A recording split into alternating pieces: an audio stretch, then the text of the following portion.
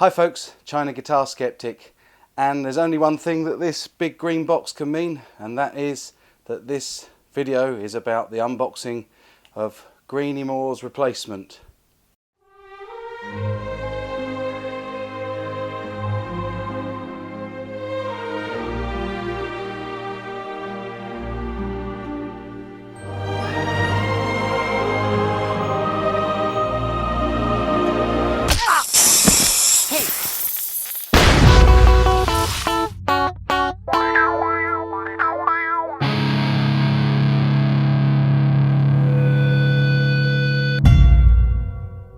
Without further ado, here it is. As you can see, the supposed replacement for Greeny Moore. Now I say supposed because I haven't opened this. I have got it straight from the post office, and as you can see, it doesn't come with, as some of them I've seen recently, resealed different colour tape on it. This is right out of the box that you're seeing this, and so this is as it comes. So hopefully this is the replacement. We'll get on and do the unboxing. A different approach this time, I decided. Get some scissors on this one. Yeah, as I say, I've just seen an unboxing video where the box was all taped up. I couldn't ask the seller because they disabled comments on their videos, so no idea why they would need to do that or want to do that. As you know with me, all you ever get is the straight honest answers, and yeah, here we go. That's the top. Okay, let's undo one bit of sellotape, another bit of tape, and there, and there. And what do we have here? Oh, tape at the top and bottom, that's what we got. There we go. So,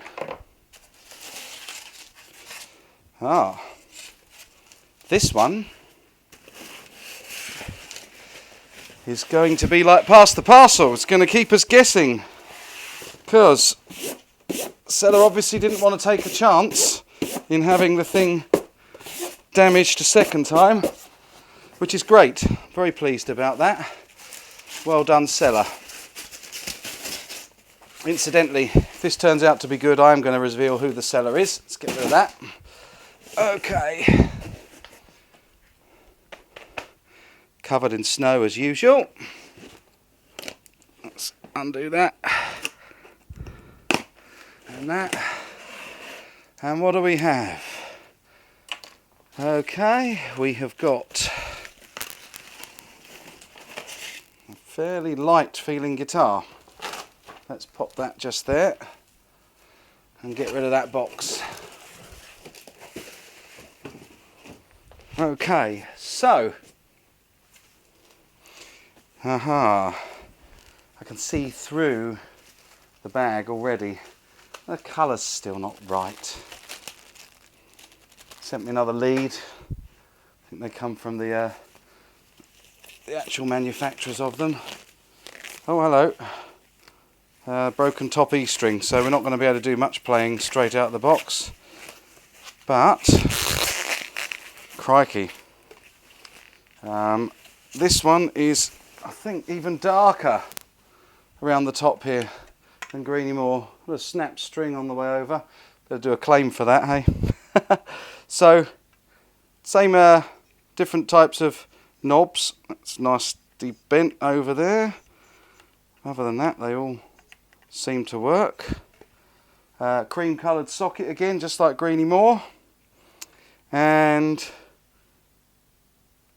no crack in the neck this time. All a one-piece neck, including the heel. No heel joint. The headstock is a lot thicker in the connection to the body here.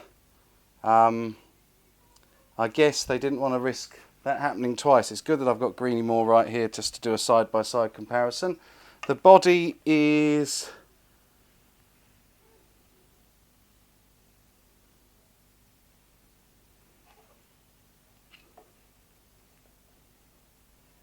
the body is one piece. That's a first. A one-piece body. Still, by the looks of it, no, it hasn't got a laminated back. It's a one-piece body, and that is the back of the body. There's a one-piece headstock, no heel joint, no scarf joint. I'm mighty impressed with that. Little mark in the guitar there. Again, just to repeat that they're not quite got the colour right. I don't know if you can see next to the original Greeny Moore. In fact, it's even darker. I'm not sure. Maybe this is closer to the original colour. What do you think? Anyway, barring the top E, which I'm not going to change out, I'll just play it without it. Easy peasy. I'll give it a tune up and we'll have a little listen and see what it sounds like.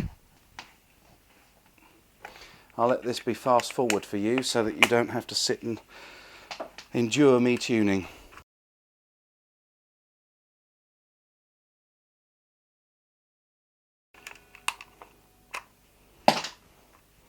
Okay, so that's it tuned up, and as previously with Greeny Moore, I'm going to just give you a demonstration direct into the sound desk so you can hear what the completely clean guitar tones are like. So anyway, this is that. So we'll start with the treble position.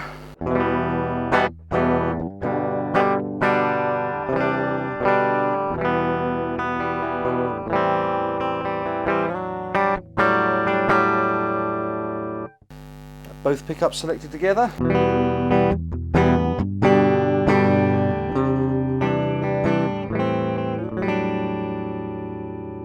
And the rhythm pickup.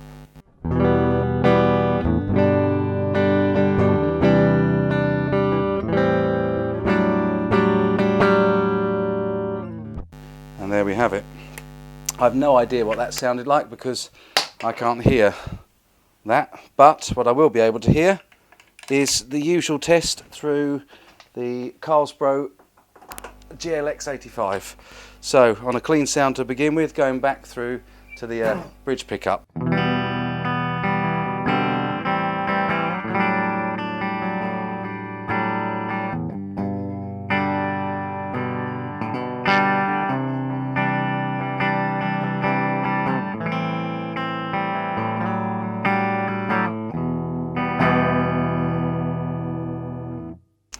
Guessing the intonation might be a bit out. And middle pickup selection.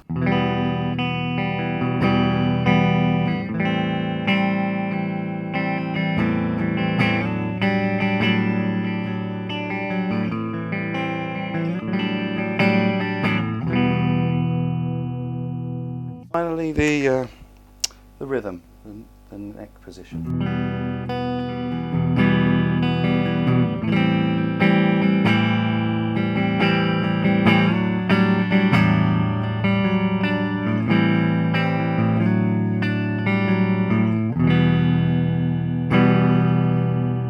So obviously all without the top E string, but doesn't sound too bad at all, does it?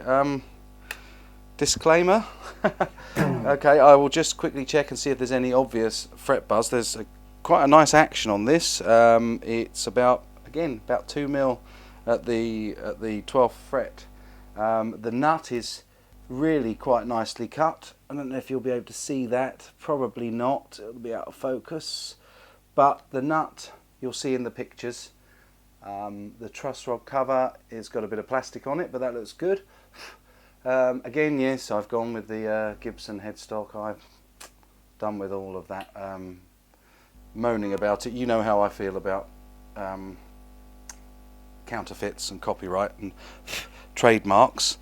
But anyway, yeah, the binding looks good. Nice binding. Pickup here is set in a little bit below the pickup ring. And the bridge one is very high. Let's just see if the tone and volume knobs work. Oh, of course, I've got it in the middle section. Silly me. There we go.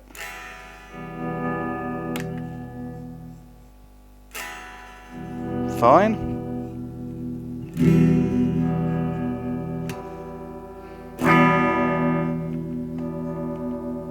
Well, that all seems to work exactly as it should. Right, let's see about microphonic pickups. Don't appear to be, do they?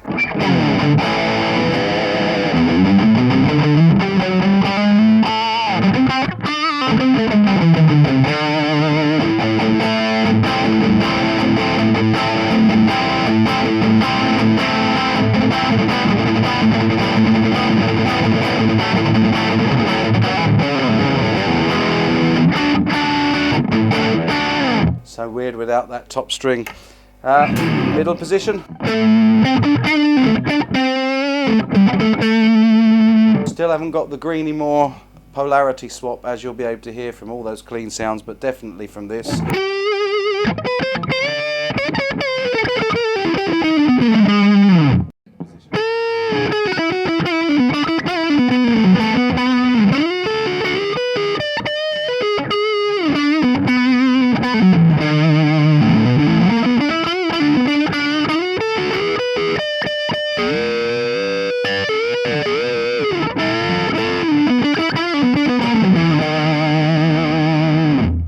Well, at least you know my videos are completely live, folks, because the camera battery ran out. So anyway, as I was saying, I will give this a good look over.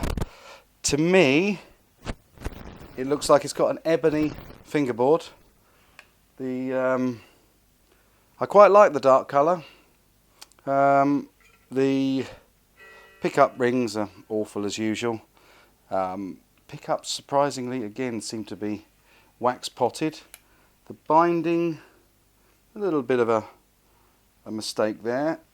The top rounded part of the body seems to be right, rather than the more square that I've seen on some of them.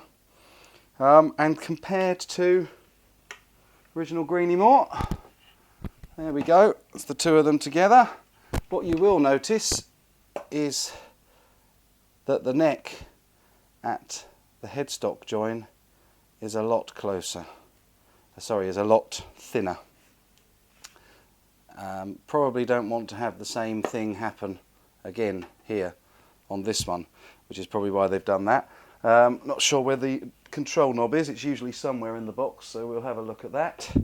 I am very impressed with this seller because their communication has been excellent, and what's more, here I am for no extra cost other than the import tax, holding a complete replacement guitar for the one with the broken neck.